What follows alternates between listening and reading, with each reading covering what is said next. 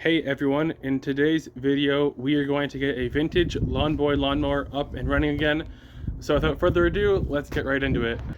Okay, so here it is, and I was pulling on the cord a couple times and it feels like it has great compression, as you can see here. Like, it's very hard to pull right there, and that's good. And so I know it has good compression, but I'm not sure about the spark. One thing I did learn about these is that it has a solid state ignition, which means it should be sparking. So to test compression and spark at the same time, they're going to spray a little bit of this gas in the carburetor, and I'll pull it over and then we'll see if it runs. And if it runs, that means that the compression and spark is good. Okay, so now that I've sprayed a little bit of gas in there, we're gonna pull it over and see if it'll start. So we're gonna push this for fun, turn that on, and then just give her a pull.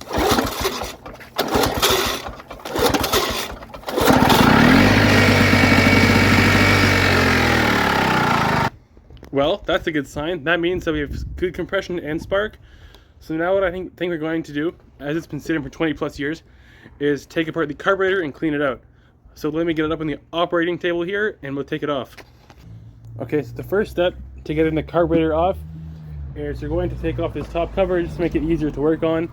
So there's 4 Phillips screws, so I'll take those out and then we'll take this off. Oh, and there's also one at the back that I forgot to mention as well, so there's 5 in total. Okay, so once the screws are all out, now we can lift this off and push the handle through the cover like that, and then this should tilt out of the way. And next, I'm going to leave this like this because it looks fine, and I'm going to next take out the Phillips screws holding on the carburetor, and then I'll show you guys that after I take out the 2 screws that are in these holes right there. Oh, and for the 2 screws, you're going to need the larger sized Phillips screwdriver. I decided I'll show it on camera because I removed the 2 gas lines. So anyway, 2 ones behind here, so we'll go through the hole here, and then reach around with it, and then take it out. And one's over here, take it out as well. And the carburetor should just come off like this, and yeah, there we go. Now I'm going to spray it off with some brake cleaner, and then we're going to take it over to the workbench and clean it out. Oh, and I'm also going to remove the old fuel line and primer line because I want to change it with all new line so that it runs really good. Alright you guys, so I washed the carburetor excuse me, off with some brake cleaner. Now we're going to take off the carburetor bowl and clean it out. So to do that, there are 4 Phillips screws on this bowl here, so we'll take them out and then we'll take the bowl off. Okay, so I've taken the 4 screws out. Now we're going to just pop this off here, and ooh, look at that old gas. Yeah, we're going to have to clean all that out. That shouldn't be that hard though.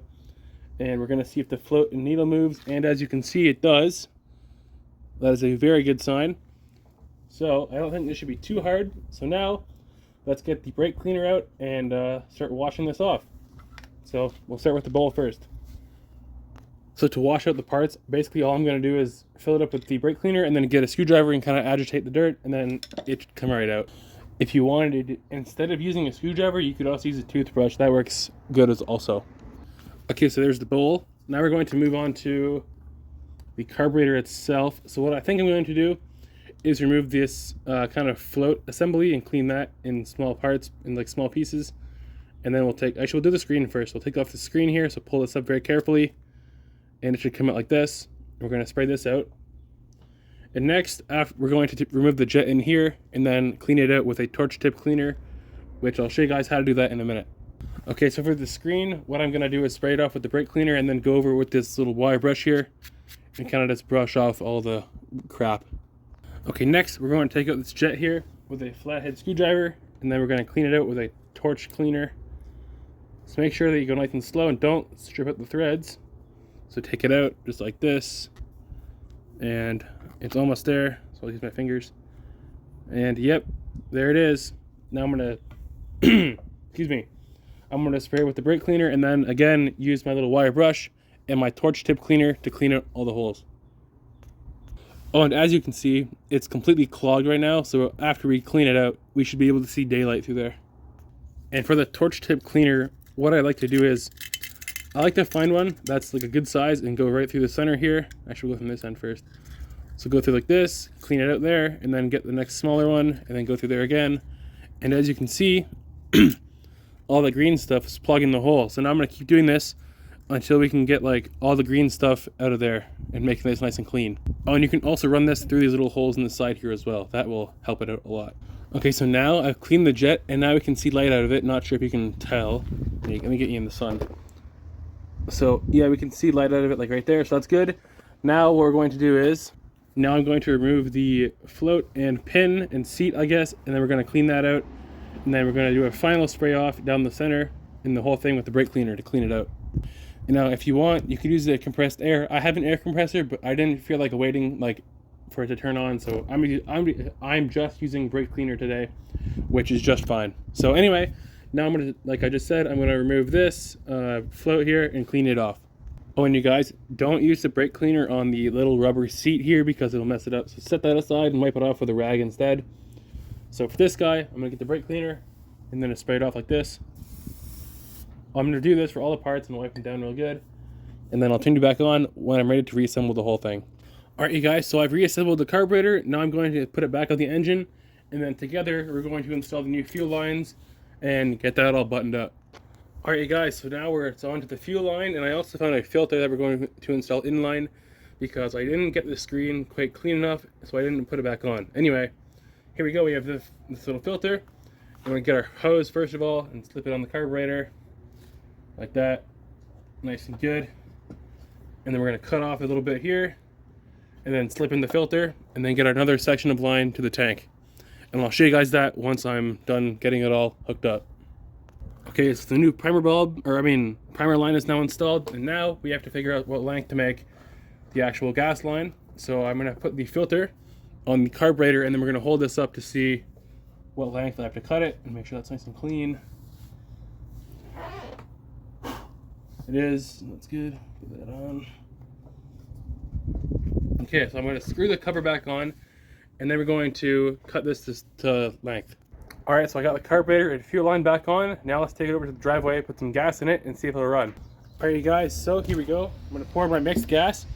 I mix this at 50-1, and this takes 32-1, so I'm going to pour in some extra oil just to make sure that we're getting it properly lubricated.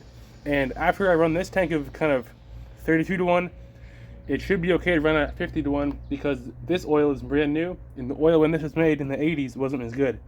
So without further ado, let's pour this gas in and see if it starts. And it leaks. And yes, I did replace the air filter, so that's good.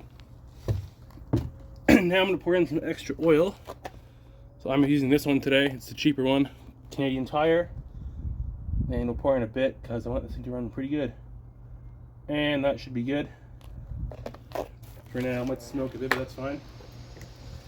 Alright, let's see if it starts. Okay, so we're going to turn the gas on. And then it has a throttle thing up here. So I'm not sure which is fast and what's slow. So I'm just going to guess and put it all the way that way first. And prime it up here. Should be good. Let's see if it runs.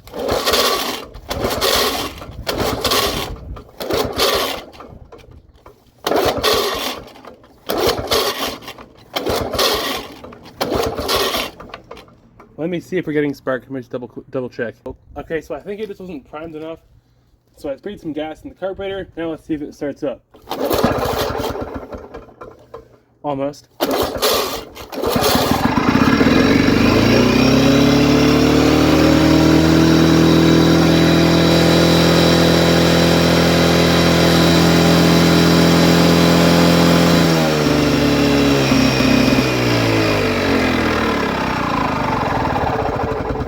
Alright, that's good. Let's go cut the grass now. Alright, let's see how it cuts the grass. Turn it on.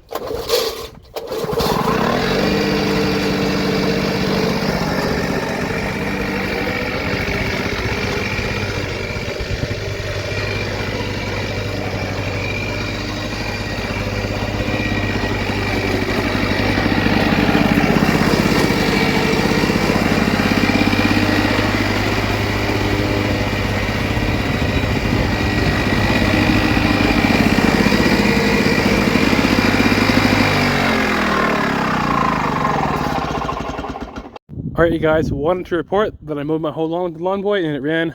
Excellent, thumbs up.